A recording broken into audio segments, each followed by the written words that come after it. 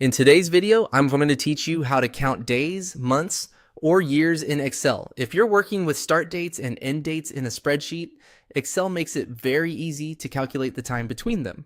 In this walkthrough, I'll show you how to count the number of days, the number of complete months, and the number of complete years between two dates using simple formulas. This is especially useful for tracking durations, employee service periods, project timelines, or age calculations.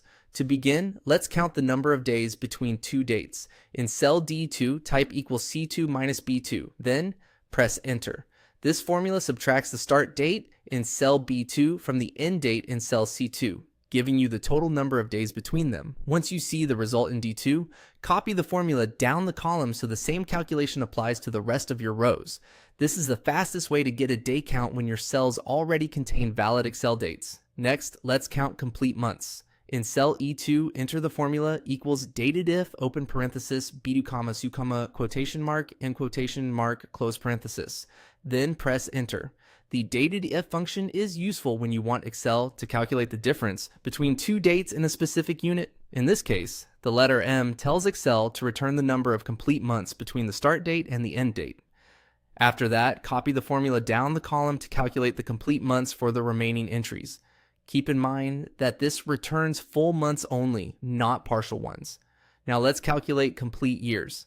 In cell F2, type equals dated D, F open parenthesis, B2 comma C2 comma quotation mark, Y quotation mark. Close parenthesis and press enter. Here, the letter Y tells Excel to count the number of complete years between the two dates.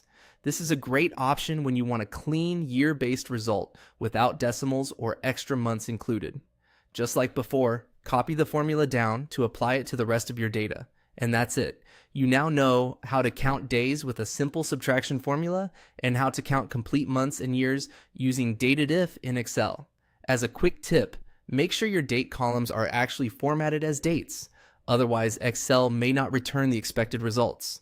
Thanks for watching, and I'll see you in the next video.